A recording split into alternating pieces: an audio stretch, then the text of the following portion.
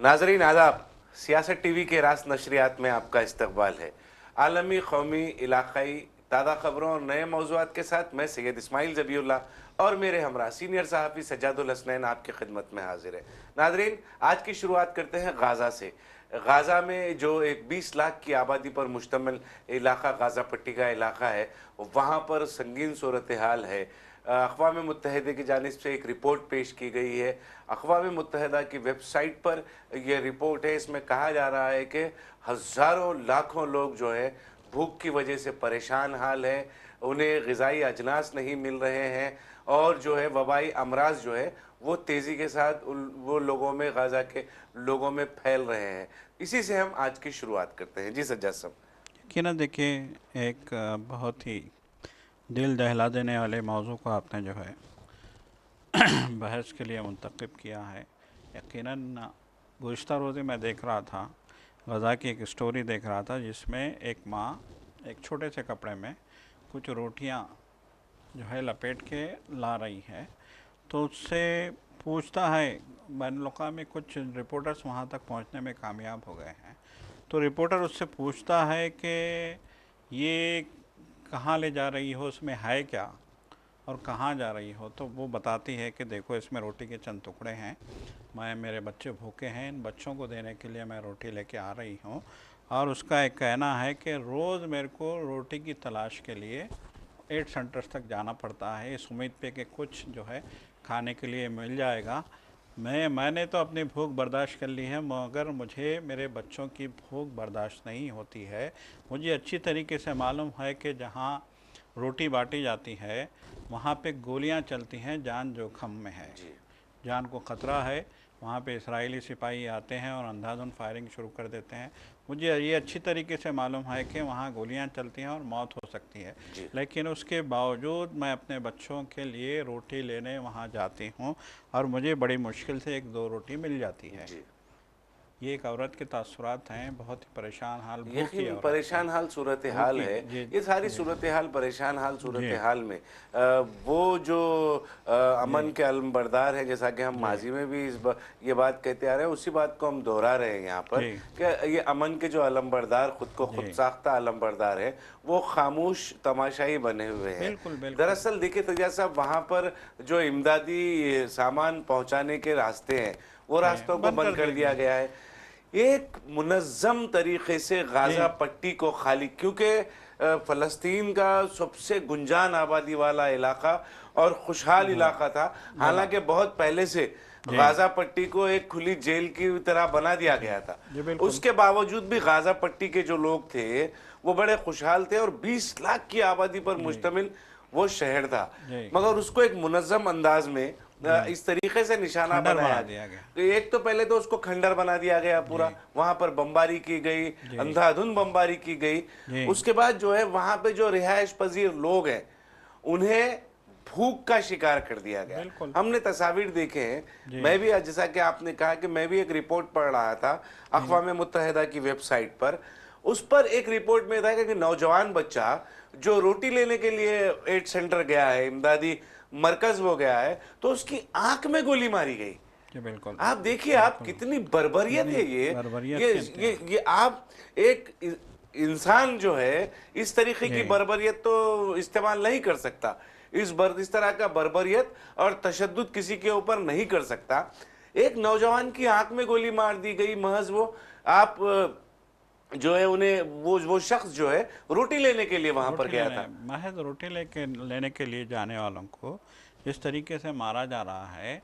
देखिए, अक़वाम मुत्तहिदा आज कहता है कि 20 मिलियन में से 10 मिलियन आज जो है भूखमरी का शिकार हैं, फाका कशी का शिकार हैं। ये रिपोर्ट आती है। यही अक़वाम मुत्तहिदा की जानिब से 1 महीना पहले रिपोर्ट आई थी जिसमें खबरदार किया गया था, बल्कि साफ़ तौर पे ये कहा गया था कि इजरायली सिपाही गज़ा में रोटी के लिए कतार में खड़ी हुई औरतों और बच्चों को निशाना बना रहे हैं जी और उनका एक ही मकसद है, एक ही टारगेट है, वो गज़ा की जो है नई नस्ल को ख़त्म करना चाहते हैं। वो औरतों को इसलिए निशाना बना रहे हैं कि आगे जो है नस्ल पूरी तरीके से आगे की नस्ल आगे ना आ सके, जी और बच्चों को ये निशाना बना रहे हैं ताकि इनकी नस्ल वहीं मादूम हो जाए। मतलब एक सीधे मानों में नस्ल कुशी का काम किया जा रहा है वहाँ पे पूरी तरीके से, जिस तरीके से टारगेट किया जा रहा है। तो देखिए अलमिया ये है कि अक़वाम मुत्तहिदा ये रिपोर्ट जारी करता है, तो फिर अक़वाम मुत्तहिदा का काम है कि नहीं है कि वहाँ जो है अमन फ़ौज वहाँ पे भेजे और देखे कि इन लोगों को खाना मिल रहा है नहीं मिल रहा है। आम लोग हैं वो तो जंग नहीं कर रहे हैं, वो तो जंग नहीं लड़ हालांकि रहे हैं। आपने जो बात की तरफ इशारा किया है अमन फौज को वहां पर भेजने का, अक़वाम मुत्तहिदा का एक इदारा है coordination of humanitarian affairs OCHA, उसने ये रिकमेंड किया है, उसने ये तजवीज़ पेश की है, उसने ये सिफारिश की है कि यहाँ पर गाजा के लोगों में अजनास की तकसीम के लिए, खाने की तकसीम के लिए, अद्वियात की तकसीम के लिए आप अमन फौज भेजें। वो अमन फौज की निगरानी में इस काम को अंजाम आसानी से दिया जा सकता है। अक़वाम मुत्तहिदा का इदारा है, इदारा कह रहा है। देखिए कल एक 2-3 दिन पहले मैं देख रहा था कि दुबई के तैयारे, UAE के तैयारे, फिर जो है दीगर मुल्कों के तैयारे हवा से ग़िज़ा खुराक जो है, खुराक के बंडल पैकेट ऊपर से फेंक रहे हैं गज़ा में। आपकी ऐसी क्या मजबूरी है कि आप जो है प्लेन से जो है गज़ा फेंक रहे हैं? आपको ऐसा क्या मजबूरी है? आप क्या इज़राइल पे ये दबाव नहीं डाल सकते कि नहीं हम अंदर जाएंगे और इनके लिए खुराक जो है इनको फराहम करेंगे? आपको किस बात का खौफ है? आपने सबसे बड़ा अलमिया तो ये है कि बहुत सारे अरब मुल्कों ने इज़राइल को तस्लीम कर लिया, ठीक है तस्लीम कर लिया, लेकिन आपको इतनी हमियत भी नहीं है कि बेयार व मददगार लोगों को जो है इज़राइल गोली मार रहा है, उनका खाना पानी बंद कर चुका है और उसको एड देने के लिए आपको इस बात की इजाज़त दी गई है कि आप प्लेन से एक एड भेजें, फेंकें वहाँ पे। आपको प्लेन से फेंकने के लिए कहा जा रहा है और आप जो है अदब के दायरे में होकर अब आप हवाई जहाज के जरिए से, हालांकि आप खुद बजाते खुद आप ट्रक्स के जरिए भेज सकते थे, जैसा कि आपने कहा इसराइल पर इस बात का दबाव डाल सकते थे क्योंकि आपके ताल्लुकात बहुत अच्छे हैं, तिजारती ताल्लुकात हैं आपके। तो उन तिजारती ताल्लुकात की बुनियाद पर हालिया दिनों में सऊदी अरब ने हालांकि इसराइल को तस्लीम नहीं किया है, उसके बावजूद सऊदी अरब ने उसके साथ मुआहदे किए हैं, मुत्तहिदा अरब अमारात ने मुआहदे किए हैं, कुवैत ने मुआहदे किए हैं।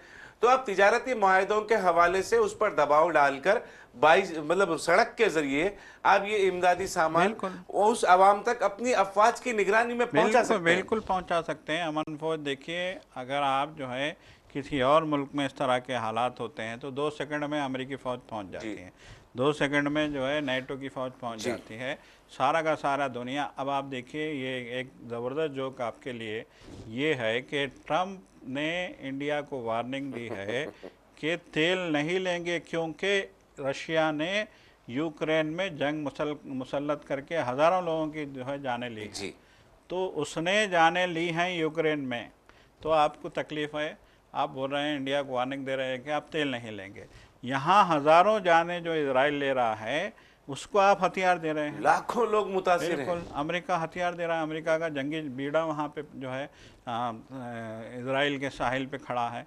तो वहाँ मतलब ये कि आपकी खुली दोगली पॉलिसी, यकीनन खुली दोगली पॉलिसी है, उसी का नतीजा ये आपकी खुली दोगली पॉलिसी का नतीजा खमियाजा आप भुगत रहे हैं। क्योंकि जिक्र अमेरिका का आपने छेड़ दिया है तो हम यहाँ पर उसी तरफ जाते हैं जहाँ से आपने बात को ख़त्म किया था। राष्ट्र जो है रशिया ने धमकी दी है, रशिया जो है ये धमकी देते हुए वो जो न्यूक्लियर मुआहदा अमेरिका के साथ उसने किया था उससे वो बाहर हो गया है। वो ये राष्ट्र रशिया ने उसको अमेरिका को धमकी दी है, ये धमकी देकर अपना रास्ता अलग इख्तियार कर लिया है। वो न्यूक्लियर ट्रीटी जो थी, मुआहदा जो था जौहरी मुआहदा, वो जौहरी मुआहदे से दस्तबरदारी इख्तियार करते हुए वो बाहर निकल गया और ये कह रहा है, बाज़ाब्ता इस बात का हवाला रशिया ने दिया है कि ये मगरिबी ममालिक की कार्रवाई है। अब आप देखिए, आप जब ये कह रहे हैं यहाँ पर आप ये जो आपकी दोगली पॉलिसी है, दोगली पॉलिसी के नतीजे में ये हो रहा है। बिल्कुल बिल्कुल। देखिए रशिया ने कहा कि हम यूक्रेन में जंग कर रहे हैं, हम यूक्रेन में जंग इसलिए कर रहे हैं कि जो है यूक्रेन के ज़रिए मगरबी ममालिक हमारे लिए ख़तरा बन गए थे, हमारी सलामती के लिए ख़तरा बन गए थे।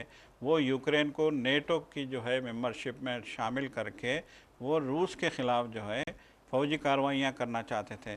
तो इसको रोकने के लिए हमको जो है वहाँ पे फ़ौजी कार्रवाई करनी पड़ी, वहाँ पे जो है हमको एक्शन लेना पड़ा।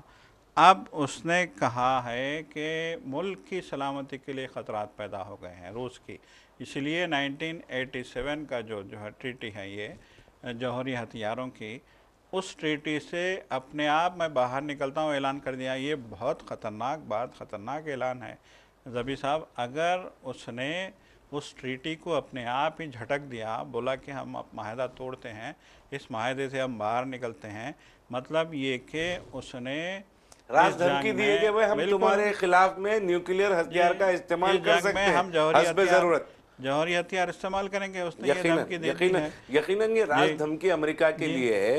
ये जो तमाम मामलात हैं, आप अगर दोगली पॉलिसी कोई भी किसी भी मुल्क की खारिजा पॉलिसी में अगर दोगलापन होता है तो इस तरीके के मामलात भरकर मंजर आम पर आते हैं। जी अब बिल्कुल। आप देखिए यहाँ पर ये मामला हुआ रशिया से, जैसा कि आपने कहा, रशिया से तेल खरीदने पर पाबंदी आयद करते हुए 25% महसूलात, जायद महसूलात हिंदुस्तान पर आयद कर दिए और हवाला इस बात का दिया कि जो कमाई हिंदुस्तान के खरीदे हुए तेल से जो कमाई आमदनी रशिया को हो रही है वो इस्तेमाल कर रहा है यूक्रेन के खिलाफ में जंग में, जी यूक्रेन के मासूम लोगों को मारने में वो इस्तेमाल कर रहा है, लिहाजा हम हिंदुस्तान पर 25% जायद महसूलात आयद करते हैं।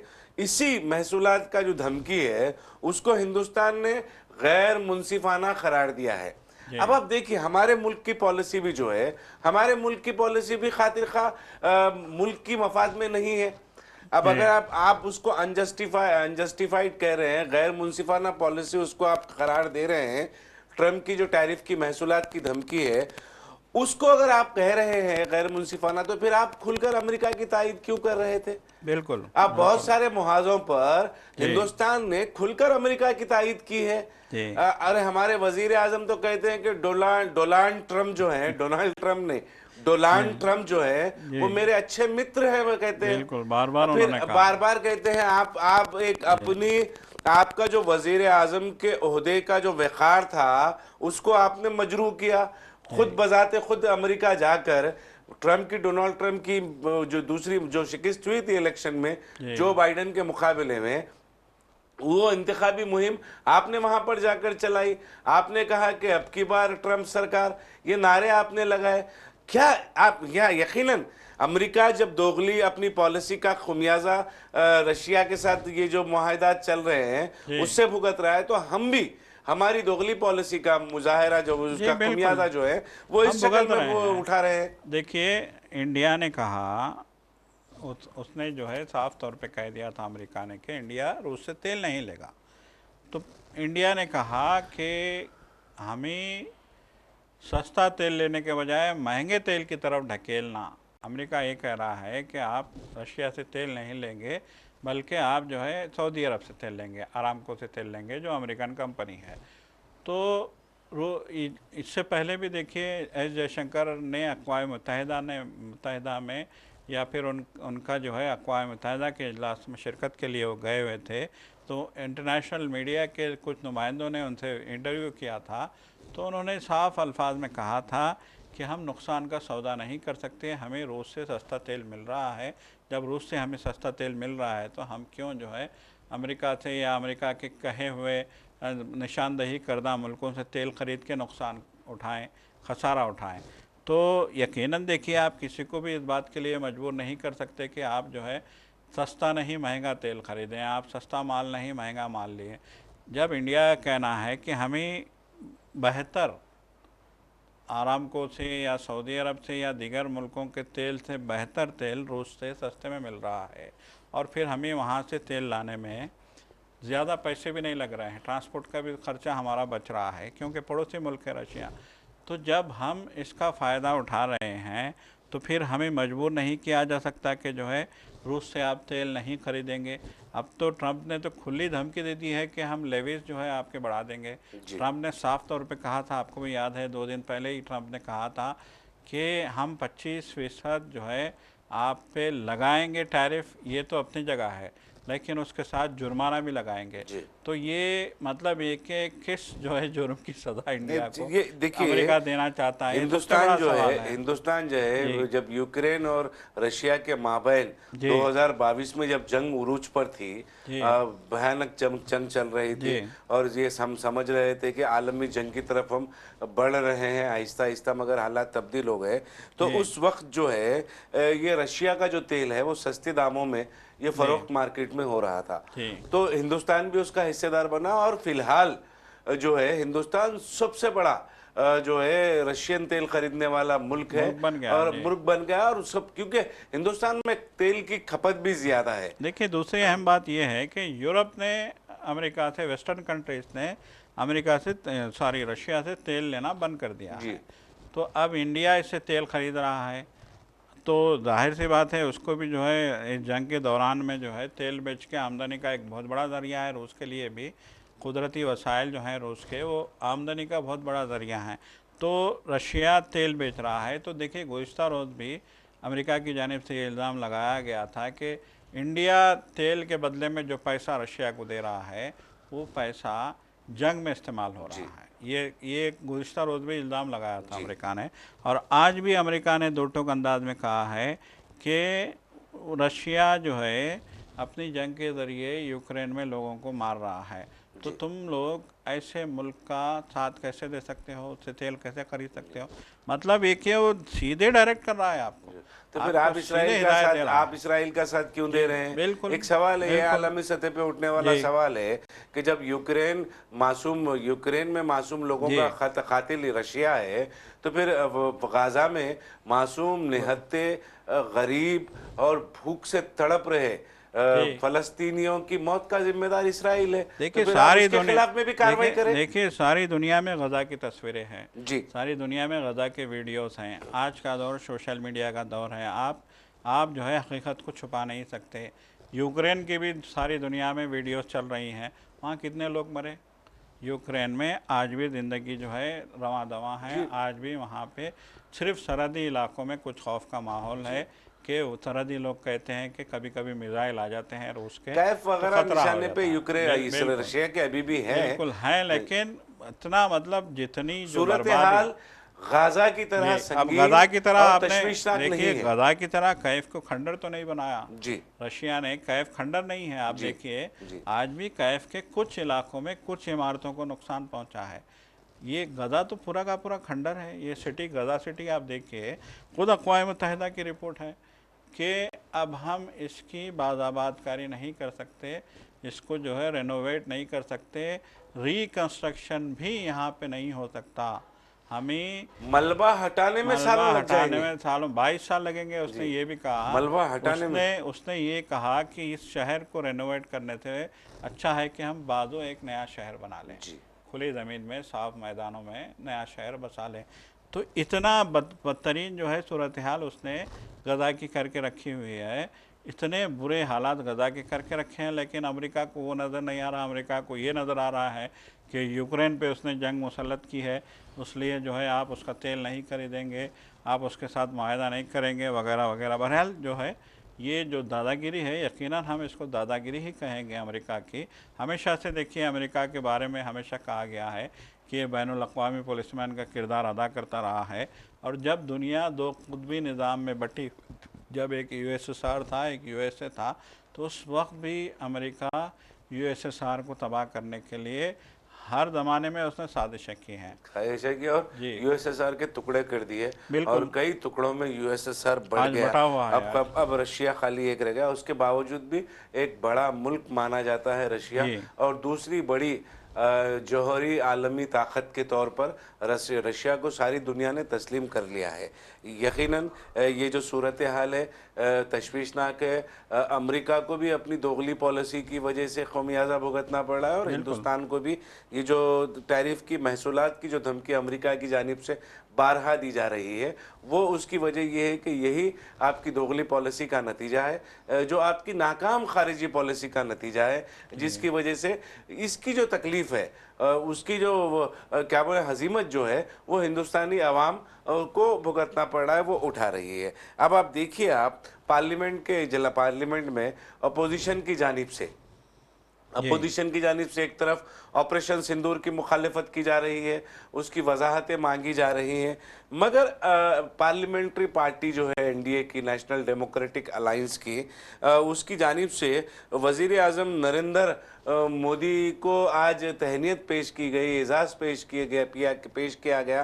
पहलगाम जो दहशतगर्द हमले का जो जवाब उन्होंने दिया है, उस पर उनका एक एजाजिया तकरीब जो है, वहाँ पर भी वो मनाजिर में देख रहा था सज्जाद साहब, और उसमें ये नारे लग रहे थे, मजहबी नारे, हर हर महादेव जैसे जी नारे, जय सार जैसे नारे, ये नारे लगाए जा रहे थे वहाँ पर। और मैंने देखा कि एनडीए पार्टी का, पार्लियामेंट्री पार्टी का वो तकरीब है, वजीर जी आजम की गुलपोशी शॉलपोशी उसमें की गई है, मगर वजीर आजम के अतराफ व अकनाफ में एक भी एनडीए, नेशनल डेमोक्रेटिक अलायंस का रुकने पार्लियामेंट नहीं था। नजर नहीं आया। जी एक तरफ जेपी नड्डा खड़े हुए थे, एक जी तरफ राजनाथ सिंह थे, और फिर दूसरी लाइन में भी जो है अमित शाह दूसरी लाइन में इत्तेफाक से थे। इस मर्तबा जी हाथ पकड़कर जेपी नड्डा का अमित शाह हटाते हुए मंजर नजर नहीं आया, क्योंकि माजी में ऐसी बहुत सारी बहुत औकात में ऐसा नजर आया है कि जेपी नड्डा का हाथ पकड़ कभी बाजू हटा दिया गया, कभी वो बड़ा हार नरेंद्र मोदी को पिनाया जा रहा है तो हार के बाहर राजनाथ सिंह को और जेपी नड्डा को किया गया। ये हमने देखा है, जी बिल्कुल ये मनाजिर हमने देखे, मगर आज जो है ऐसा नहीं हुआ। जेपी नड्डा अपनी जगह पे खड़े हुए थे, इसके ऐन बरक्स जो है अमित शाह जो है वो पीछे खड़े हुए थे। एनडीए पार्टी का कोई भी रुकने पार्लियामेंट वजीर आजम नरेंद्र मोदी के आसपास में दिखाई नहीं दिया। देखिए, सबसे बड़ा सवाल ये है कि ऑपरेशन सिंदूर के मामले में मोदी को जो है मतलब ये कि ऑपरेशन सिंदूर की क़यादत में या फिर जो है ऑपरेशन सिंदूर करने में मोदी के किरदार के हवाले से ये गुलपोशी शालपोशी अब क्यों की जा रही है, सबसे बड़ा सवाल ये है। पहले भी की जा सकती थी। देखिए, खुली बात है, पार्लियामेंट में ऑपरेशन सिंदूर पे जो है बहस नहीं कराना चाहते और फिर वो जो जवाब अपोजिशन मांग रही है वो देने में मुकम्मल तौर पर नाकाम है। मैं माजरत चाह रहा हूँ, मैंने आपको रोक दिया। आपने 2 रोज कबल का एक मंजर देखा होगा, अपोजिशन चल रहा था, 2-3 रोज कबल की बात है, जब वजीर आजम नरेंद्र मोदी ने कुछ तकरीब 45-50 मिनट की उन्होंने जो तकरीर किया ऑपरेशन सिंदूर पर शाम 7 बजे लोकसभा में, तो उस टाइम पर वो बोल रहे थे कि हमने जो काम करना था कर दिया, अगर तुम इसके खिलाफ जाओगे तो पछताओगे।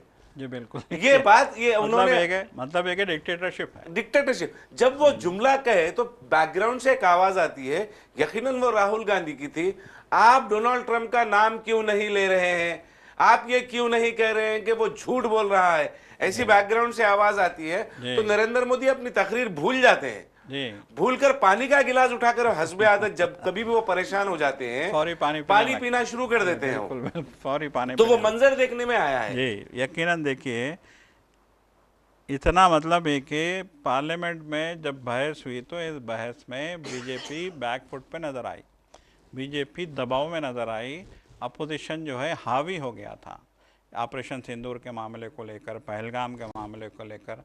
पहलगाम में देखिए, प्रियंका गांधी ने तो साफ तौर पे कहा, बल्कि और भी जो है खातून मेंबरों ने साफ तौर पे कहा कि पहलगाम के वाक़ये में 22 जो है औरतों का सिंदूर उजड़ा है, तो फिर इसको ऑपरेशन सिंदूर का नाम क्यों दिया गया।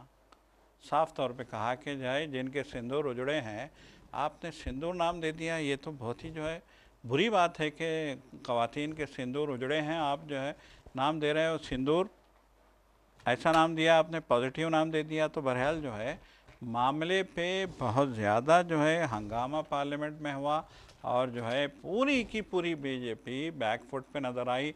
हत्ता के मीडिया में भी बीजेपी के जो लीडर थे वो फ्रस्ट्रेशन में नज़र आए, वो बात करने से मीडिया कतरा रहे थे, झुंझला रहे थे जब मीडिया उनसे सवाल। हालांकि मीडिया का 90% जो तबका है पार्लियामेंट में जो जाता है इनसे बात करने के लिए, वो मोदी नवाज है, वो मोदी की बीजेपी की पॉलिसियों की झूठी तारीफ़ करते हैं। वो उनको जो है जाहिर सी बात है उसके लिए पैसा मिलता है, और मीडिया को ख़रीदा गया है, खुली बात है ये, खुली बात अब तो सब पे आया है बात। तो ऐसे ऐसे लोगों को अभी वो जवाब नहीं दे रहे थे, झुंझला रहे थे, ऐसे लोगों से भी वो फ्रस्ट्रेशन में थे। मतलब ये कि इतनी उनको सुबकी हुई है, इतनी उनको जो है वहाँ पे हतक हुई है, इतनी उनकी बेइज्जती हुई है। तो अब वो सुबकी को, उस हतक को, उस बेइज्जती को, उस फ्रस्ट्रेशन को दूर करने के लिए एक नया जो है एक ड्रामा किया गया है आज, कि मोदी की गुलपोशी की जा रही है कि आपने ऑपरेशन सिंदूर किया। देखिए, जो लोग दुनिया में गए थे ऑपरेशन सिंदूर के हवाले से दुनिया को कन्विंस करने के लिए, जो तमाम कुल जमाती पार्टियों के मुख्तलिफ मेंबरान गए ममालिक थे, का दौरा वफूद ने किया। था, 5 स्टार होटलों में खाने, जी, जी। ऐश व आराम, सरकारी पैसे पे, हम आपके हमारे जो है टैक्स के पैसे पे ऐश व आराम करके आए थे लोग। इन लोगों ने भी कहा कि जितने मुल्कों में हम गए थे उन मुल्कों में से एक भी मुल्क ने पाकिस्तान की मजम्मत नहीं की। ऑफिशियली चाहिए था कि वो मुल्क जो है बाज़ाब्ता बयान की देते, मजम्मत पाकिस्तान की हाँ, मजम्मत करते, अक़वाम मुत्तहिदा में हम इस मसले को उठाएंगे और हिंदुस्तान का साथ देंगे, इस तरीके की बातें करते, और यकीनन ऐसा कुछ नहीं हुआ। और वो जिस तरीके से उसको मतलब उसका क्रेडिट लेने की कोशिश करना चाह रही थी, मुसलसल कर रहे हैं। देखिए, ये जो वफूद को जो भेजा गया, वो वफूद को भेजने का जो क्रेडिट लेने की कोशिश कर रही थी, उसमें बुरी तरह नाकामी देखना पड़ा। यकीनन नाकामी हुई। तो उस नाकामी का नतीजा आज हम ये देख रहे हैं कि जो है ये देखिए, ये फ्रस्ट्रेशन को कम करने की जो है सूरत हाल लग रही है, ये गुलपोशी, शारपोशी, ऐसा क्या कमाल कर दिया आपने। इससे पहले पार्लियामेंट में लोगों ने कहा, खुद प्रियंका गांधी ने कहा कि मोदी जी जो है क्रेडिट लेने में तो पेश हैं। उन्होंने कहा कि ऑपरेशन सिंदूर हुआ तो मोदी की तस्वीरें बीजेपी वालों ने फौजी लिबास में लगा दी। मैं इससे पहले भी फौजी लिबास में लगा दी। मुझे हंसी आ रही है। मैंने एक तस्वीर मेरी नजर से गुजरी थी सोशल मीडिया पर, मैंने ट्विटर पे भी वो तस्वीर देखी और फेसबुक पर भी वो तस्वीर देखी। वजीर आजम नरेंद्र मोदी पायलट के ड्रेस में है, बिल्कुल, और वो ऐसा हाथ हेलमेट अपना जो है ऐसा पकड़े हुए है। बोला ये हमारा वजीर आजम पायलट भी है, चलो ठीक है, वो पायलट भी है। यकीनन तो प्रियंका गांधी ने कहा क्रेडिट लेने में तो बड़े पेश हैं वजीर आजम, लेकिन जब जिम्मेदारी लेने की बात आती है तो वो भागते नज़र आते हैं। वो जो है पहलू तय करते नज़र आते हैं। उन्होंने कहा कि मणिपुर जल रहा था, वजीर आजम ने कभी वहाँ जाने की जहमत गवारा नहीं की। इंडिया में इतने मसाइल आए, किसी भी मसले पे वो बोलने को तैयार नहीं होते। किसानों का इतना बड़ा एहतजाज चला, किसानों अभी भी चल रहा है एहतजाज। किसानों के एहतजाज पे कभी देखिए, हम बोल रहे हैं मसला हुआ, शाहीन बाग हुआ, शाहीन बाग के ठीक है, मुसलमानों से तो खुसूसी जो क्या बोलना चाहिए, बग़्ज़ हम बोल सकते हैं उसको, वो रख के बैठे हुए सीने में और दिल दिमाग में, तो ठीक है आप रख लो, मगर किसानों के मसले पर आप खामोश रहे। आप ये भूल रहे हैं, हम बोल रहे हैं, शायद मीडिया भी भूल रहा है कि उन्हीं किसानों के मसले पे जो है हमारे नायब सदर जमहूरिया जगदीप धनखड़ को इस्तीफ़ा देना पड़ा।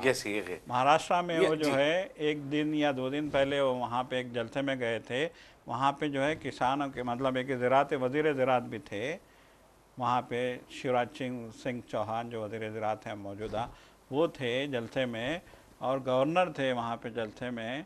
तो उन्होंने बड़ी सख्त अल्फाज में कहा था कि अगर आप लोग जो है किसान को उसका हक नहीं देंगे, एमएसपी नहीं दे रही है हुकूमत, एग्री होने के बावजूद नहीं दे रही है, तो एमएसपी नहीं देंगे तो फिर जो है आप मुल्क का नुकसान कर रहे हैं, किसानों का नहीं मुल्क का नुकसान कर रहे हैं। ये बात आपको समझनी चाहिए। ये कहा था जगदीप धनखड़ ने। तो आग लग गई थी पूरी की पूरी बीजेपी की। उसका नतीजा हमने देखा कि मानसून सेशन का इजलास शुरू होता है, पहले दिन शाम में ड्रामे होते हैं, बड़े बड़े ड्रामे होते हैं। उसके बाद मजबूरन जगदीप धनखड़ को जो है अपने ओहदे से इस्तीफ़ा देना पड़ता है। तो यकीनन ये सारी चीज़ें जो हैं, ये सारी चीज़ें ये इस बात का जो है मतलब एक इशारा दे रही हैं कि आज मोदी और उनकी टीम पूरी तरीके से नाकाम है। यकीनन पूरी टीम नाकाम हो चुकी है, क्योंकि हमें इशारा भी मिल गया। अपना हमारा जो वक्त है, मुकर्ररा वक्त, वो अख्तिताम पजीर है। तो सरसरी तौर पर 1-2 अहम ख़बरें हैं जिसका तस्करा मैं करते चलूँ कि हरियाणा में एक दलित ह्यूमन राइट्स के एडवोकेट वकील हैं, उनके ऊपर जुल्म किया गया पुलिस का। उन्हें हिरासत में लिया गया, उन्हें अजियत पहुँचाई गई और उनके ख़िलाफ़ में दलित जो है वो जो तौहीन आमेज़ फ़िक्रे उनके ख़िलाफ़ में कसे गए, तो उसके ख़िलाफ़ जो है सिविल सोसाइटी की जानिब से बड़ी मज़म्मत की जा रही है और ये कहा जा रहा है कि इस तरीक़े का रवैया जो है दलितों के ख़िलाफ़ में और दलितों के हकूक़ के लिए लड़ने वालों के ख़िलाफ़ में मुसलसिल इस तरीक़े का रवैया, इस तरीक़े का बर्ताव मुसलसिल इजाफ़ा हो रहा है। और डेरा सच्चा सौदा के गुरमीत राम रहीम सिंह जब भी इंतखाबात होते हैं तो उन्हें 40 दिन 45 दिन की पैरोल पर रिहा किया जाता है। तो फिर अब बिहार में इंतखाबात हैं और क्योंकि डेरा सच्चा सौदा की जो है गुरमीत राम रहीम की जो पकड़ है वो हिंदी बोली जाने वाली रियासतों में बड़ी मजबूत है, शुमाली हिंद की।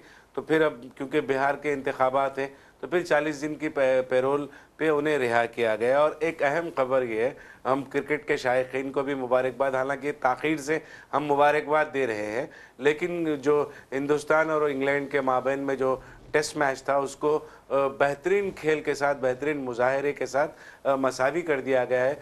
2 मैच इंग्लैंड ने 2 टेस्ट मैच इंग्लैंड ने जीते और 2 टेस्ट मैच जो है वो हिंदुस्तान ने जीते और ये सीरीज़ को टाई कर दिया। लेकिन कल का जो क्रेडिट था, कल का जो सहरा है हिंदुस्तान की जीत का, वो सारे सोशल मीडिया पर हैदराबादी नौजवान मोहम्मद सिराज की बेहतरीन कारकर्दगी पर मुश्तमिल रहा। और फिर एक मरतबा हैदराबाद, ना सिर्फ हैदराबाद, ना सिर्फ हिंदुस्तान, बल्कि क्रिकेट के तमाम शायकीन का मोहम्मद सिराज ने सीना फ़ख्र से चौड़ा कर दिया है। तो नाज़रीन, अब वक्त हो चला है सियासत टीवी के दीगर प्रोग्रामों से आप जुड़े रहें। हमारा ये प्रोग्राम आपको कैसा लगा, आप ज़रूर अपनी राय कमेंट बॉक्स में अरसाल करें और अब सियासत टीवी की सारी टीम को दें इजाज़त। खुदा हाफिज़। खुदा हाफ़िज़।